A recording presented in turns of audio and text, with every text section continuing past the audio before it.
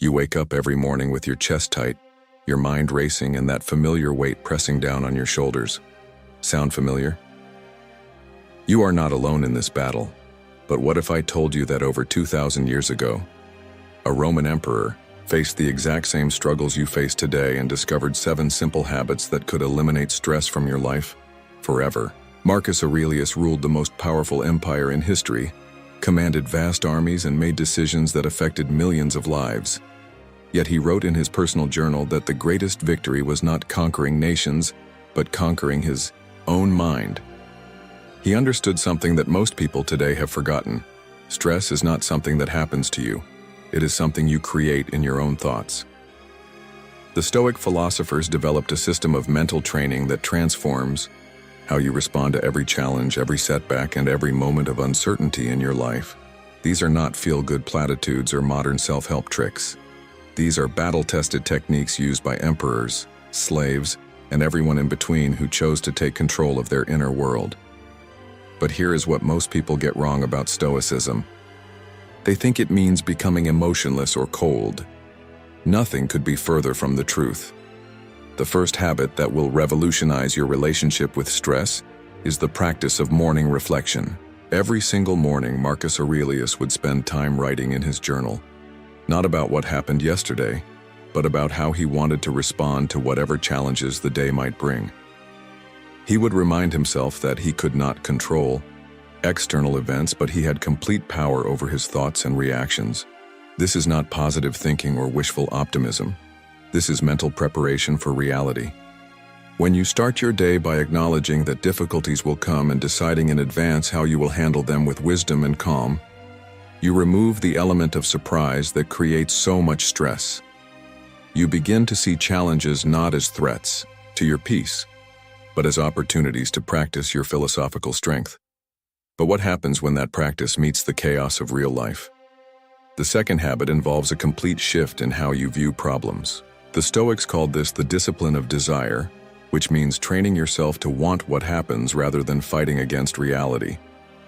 This does not mean becoming passive or giving up on your goals.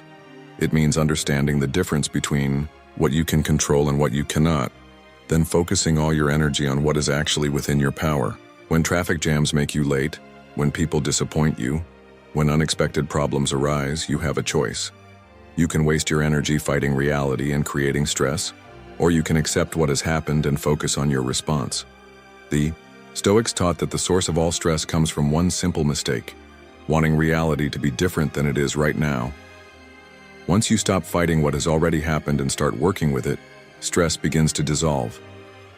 Yet most people never learn this distinction, and they spend their entire lives exhausted from fighting battles they cannot win.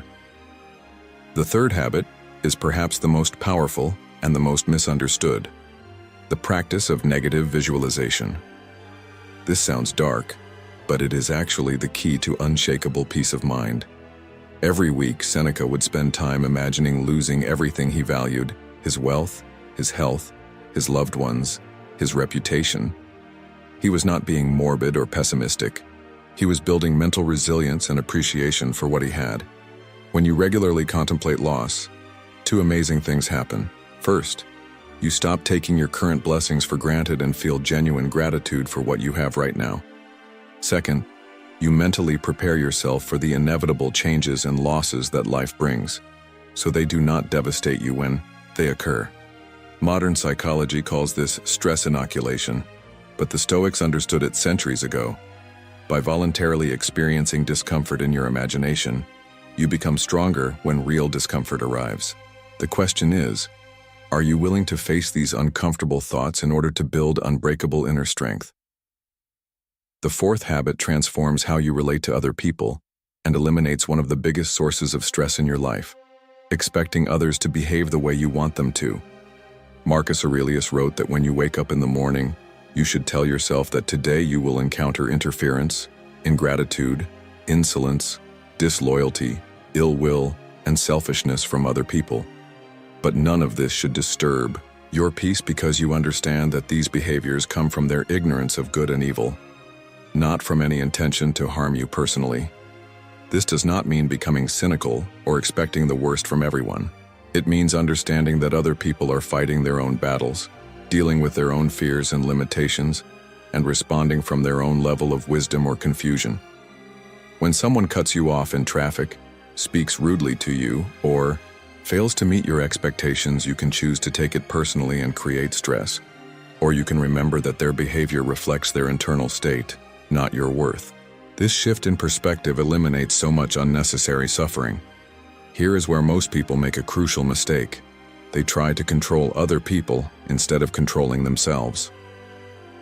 The fifth habit focuses all your attention on the one thing you have complete power over: your own choices in this present moment. The Stoics called this the discipline of action, which means responding to every situation from your highest values rather than reacting from emotion.